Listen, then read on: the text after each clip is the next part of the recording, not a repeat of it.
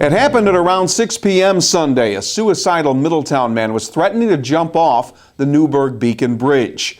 While his distraught girlfriend and 2 children sat in a car parked on the bridge, Town of Newburgh police officer Michael Sissia began his attempts to talk the man down.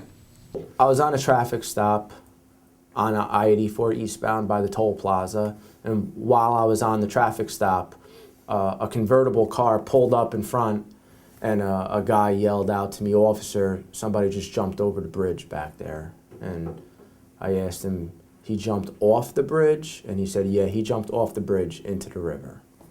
So I started running back to my car, and a second vehicle pulled up alongside of me. This was a lady, and she said, "Officer, there's a guy dangling off the bridge over there. You better get over there." So when I had 2 separate people tell me that, I knew obviously it was true. Something was going on there. So what did you see? You run over there. What did you see? Myself and Officer Conley responded. Well, everybody responded. Officer Conley, Officer Kryzik, Sergeant Bricado. Myself and Officer Conley got there first.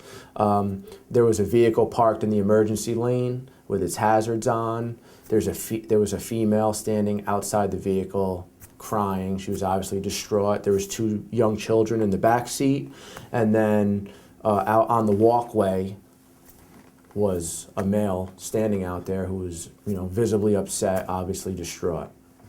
And I guess things really got dicey here once you approached. Talk to me about that. Yeah, myself and Officer Conley, we approached him. We tried to establish a line of communication with him, and he just immediately climbed over the railing. He hung down. First he used 2 hands. He was hanging off. Then he dropped one hand, so he just had one hand hanging. He was looking down at the water.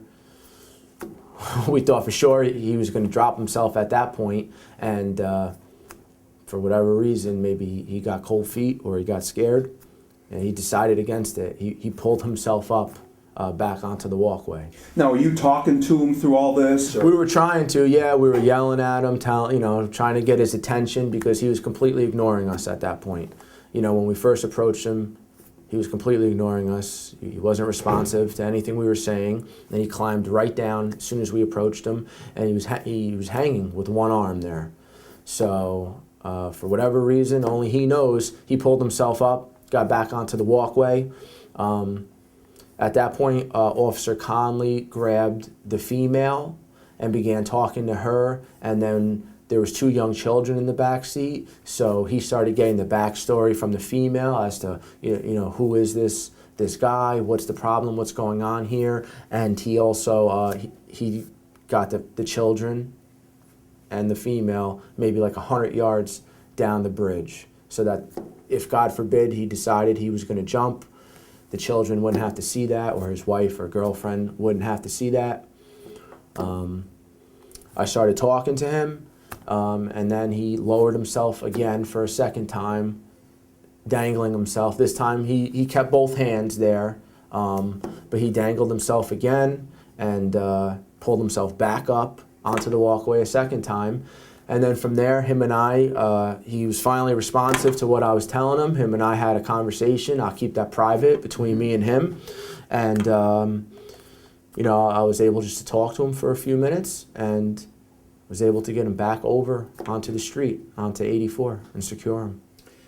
Is this where, are you, explain to me, without you telling me what you're saying to him, but I mean, is it a pure training that kicks in, or is it just spontaneous, spur of the moment, whoa, how does that all work for you guys?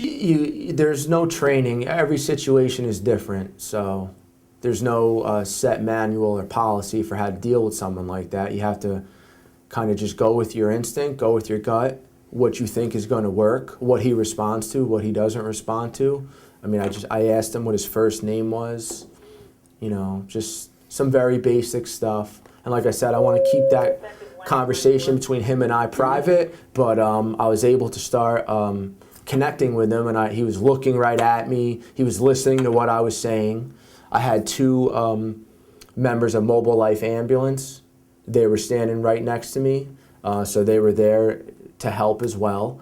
And about a year ago, we had a very similar circumstance. Myself, Officer DiNardo, and Detective Scott, and members of the state police responded to the bridge for a suicidal subject, mid-span on the bridge, and Detective Scott successfully talked to the guy and got him off the bridge. So I had seen him do it. I've been a part of a couple of calls like that before, so I had never directly had to communicate with someone like that before, but I saw Detective Scott do it, about a year ago, and he was successful.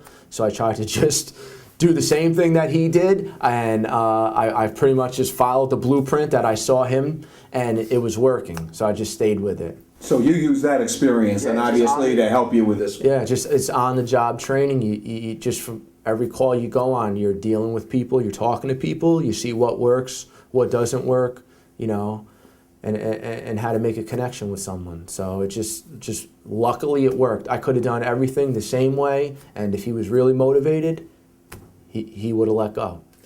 Now, when this is over, you've secured him, and now you take that deep breath. I mean, what goes through your mind? I mean, is it you almost have to kind of come down from a situation like this? Yeah, it's relief.